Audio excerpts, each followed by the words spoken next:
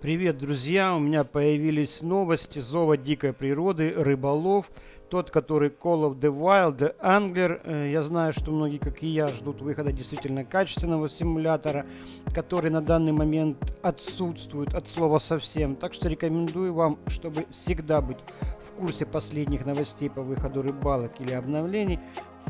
Вам обязательно нужно поставить лайк этому видео. Запомните, каждый ваш лайк, каждые 10 лайков помогает мне в продвижении этого видео. А также обязательно подпишитесь на канал, классните на колокольчик, чтобы не пропустить новые видео и стримы на канале. Ну а теперь поехали.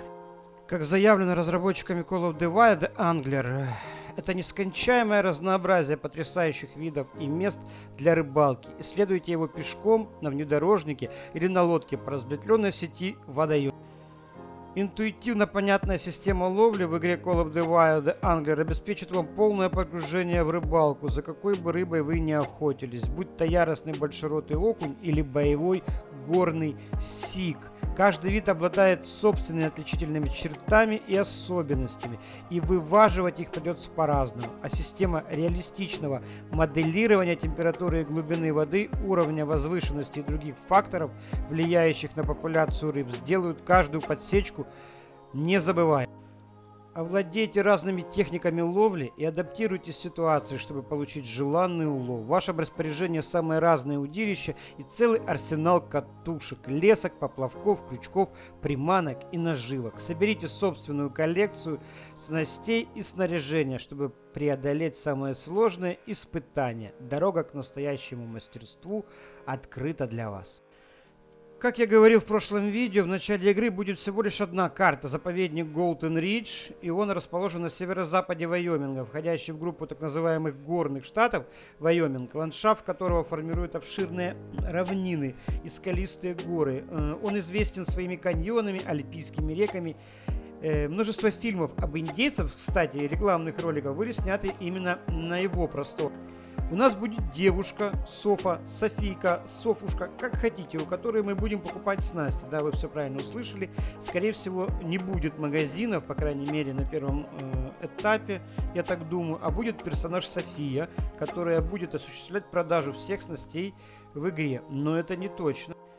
По поводу обучения. В игре будет присутствовать обучение, скорее всего, по типу The Hunter, где новичков обучат элементарному и введут в курс дела. Ведь не секрет, что в существующие рыбалки и в эту рыбалку будут играть множество людей, которые в жизни ни разу не ловили и не привязывали крючок. Скорее всего, с появлением новых способов рыбной ловли, например, как нахлыст, к нему будет доступно соответствующее обучение, я так думаю. Бывалые рыболовы, скорее всего, смогут пропустить обучение, но я все же рекомендую всем, когда будет такое обучение, пройти его. Ведь именно оно даст определенный сигнал и покажет вам, на чем будет базироваться рыбалка в плане нереста, читать как генерации рыбы, в плане вываживания и т.д. Насколько я понимаю, в игре будет подробное описание по каждой рыбе, ну как в охотнике. Подробное описание животных, а в этой игре про рыбалку будет подробное описание рыбы. Мы будем иметь возможность зайти в меню и прочитать все о рыбе, о ее местах обитания, о времени суток, в которой рыба более активна и лучше всего клюет. Это то, что должно быть в принципе априори во всех играх о рыбалке, потому что какой бы опытный рыболов не был бы, всегда найдется рыба, которую он не ловил. А по опыту игр в разных рыбалках почему-то складывается впечатление, что 70% людей, играющих в рыбалке, вообще никогда не ловили и ничего не слышали о рыбе и о рыбалке. В игре будут присутствовать миссии, я так понимаю, по типу Fishing Planet, где нужно будет поймать конкретную рыбу или количество рыб, или определенный вес той или иной рыбы. Разработчики заявили, что в заповеднике Golden Ridge будут озера и реки. Глубина в каком-то из водоемов в самом глубоком месте, представляете, будет даже доходить до 30 метров. Главное, чтобы работали эти глубины, они были просто формальностью, так как в недавней еще одной игре, мы с вами помним, которая готовится к выходу также в этом году, на одной из карт есть глубины 11 метров. но на тесте они не работали. Разработчики заявили, насколько я понял, что на карте будут присутствовать 4 разных биома. Кто не знает, биом — это такая совокупность экосистем одной природной климатической зоны, которая характеризуется каким-либо основным типом растительности или другой характерной особенностью ландшафта. Соответственно, в этих биомах возможно будет как обитание разных видов рыб, так и одной и той же рыбы. Но нахождение этой рыбы в другой климатической зоне, экосистеме, биоме может потребовать от рыболова других навыков ловли, другого вида ловли, другим способов ловли, на другие оснастки и наживки. Эти способы ловли будут привязаны к конкретным биомам, как лучше для этого биома. Что это означает? Ну, это один из способов разнообразить рыбалку и сделать ее не такой примитивной, как, например, русская рыбалка 4. В реальной рыбалке на разных водоемах есть определенно свои предпочтения или различия в ловле той или иной рыбы. Хотя по конкретным видам рыбы они не такие разные. Но определенно есть какие-то оснастки, наживки, которые в разных регионах и водоемах показывают лучший результат. В предыдущем видео я уже говорил, что передвигаться в игре можно будет пешком, на машине, на лодке, в мультиплеере, который предварительно от 4 до 12 людей на карте. Вы сможете вместе передвигаться на этом транспорте до 4 человек. Но это не точно. Как все это будет реализовано в игре, пока непонятно. В других играх, где есть сетевая игра, когда на карте вы находитесь с другими рыболовами, очень часто происходят ситуации, когда вы мешаетесь друг у друга перед глазами или ставите редпот в одно и то же место. Честно говоря, это все выглядело плохо. Одно дело, когда ты на карте со своими адекватными друзьями, а другое, когда это случайные люди, которые себя могут вести по-разному и банально мешать ловить. Этот вопрос разработчикам нужно хорошо проработать. По поводу сетевого режима, я, как положено, уже давно отписал свои мысли на официальном форуме этой игры, как обращение для разработчиков, где подробно выложил свои мысли по разным вопросам, в частности по сетевому режиму, где подробно описал свое видение, а также обозначил им все риски.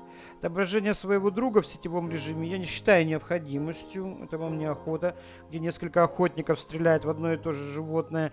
В рыбалке несколько рыбаков не могут вываживать одну рыбу, да? Плюс большее количество игроков будет влиять на производительность. А если учесть требования игры по железу, совсем не вижу смысла. Плюс ко всему, как и в охоте, шум будет пугать рыбу, это тоже нужно брать во внимание, когда на берегу будет отображаться несколько персонажей. Лучше проработать во всех деталях рейтинги, рекорды, подробную статистику рыболова в сетевом режиме. Ведь именно он, этот режим, я утверждаю это на 1000%, именно этот режим, от которого, как он будет сделан и повлияет на онлайн-игры, на ее продажи и на принятие аудитории. Интересная новость по поводу распределения рыбы. Есть информация, что рыба не будет генерироваться в одном месте. Не будет, как в русской рыбалке 4, что полгода 300 человек сидят под пальмой на одном месте, потому что генератор точек настолько примитивный, насколько это просто возможно. Есть информация, что после выхода с карты или из игры рыба будет генерироваться уже в совсем другой части карты. Как это вяжется с заявленным ранее влиянием погоды, времени суток, давления, температуры воды, воздуха и всего остального, пока непонятно. Остается дождаться и посмотреть, как это все будет реализовано, как это все будет влиять на так называемый нерест рыбы. Точно так же было и есть в охоте, когда ты выходишь с карты, животные начинают генерироваться заново. Так что пока остается загадкой, как это реализовали разработчики. Но если этот алгоритм сохранится, то можно с уверенностью сказать, что это затруднит поиск рыбы для вас. Ведь даже если вы найдете нужную вам рыбу на определенном водоеме, на определенной карте, после выхода из игры или карты, рыба в точке, пускай в квадрате, обнулится и начнет нереститься в другом месте, и вы снова будете тратить много времени на то, чтобы найти ее. Ведь карты будут большие, и разные виды рыб будут по разным водоемам разбросаны, по разным частям карты, и вам придется их искать, чтобы найти снова. Хотел бы пару слов сказать о зарубежных пользователях. Прочитал их комментарии, они находятся в шоке от принципа «поймал, отпусти», что, честно говоря, мне непонятно. Ведь очевидно, что деньги, опыт, прокачка персонажа будет идти и зависеть от пойманной рыбы, ее количества и видов, и влияет это лишь на невозможность добавить трофей в дом, который, скорее всего, будет позже, Но когда будет реализован дом, будет возможность сделать трофей, я так понимаю, за дополнительную плату. В общем, думаю, ожидать чего-то другого по сравнению с другими играми о рыбалке, которые есть на данный момент, в этом плане не стоит. Рыба, которую, возможно, добавят. Сом канальный или плоскоголовый, ручевая, радужная, золотая, зерная, коричневая форель, горный сик, окунь, обыкновенная солнечная рыба или синежаберник, северная щука, малоротый, большеротый окунь, желтый окунь. Также и другие виды рыб, скорее всего, будут добавлены, ведь водоемов на первой карте, судя по всему, будет много, ведь что-то-то ловить нужно будет. Самый главный вопрос по рыбе для меня остается, будет ли водоем на карте, в который заселят толстолобика, возможно, карпа. Хотя из увиденного можем предположить, что первая карта будет на 90% сделана для спиннингистов. На этом, друзья, у меня все. Если вам было интересно, вам была полезна эта информация и видео вам понравилось, обязательно подпишитесь и поставьте лайк. Чем больше лайков, тем больше людей посмотрит это видео. До встречи!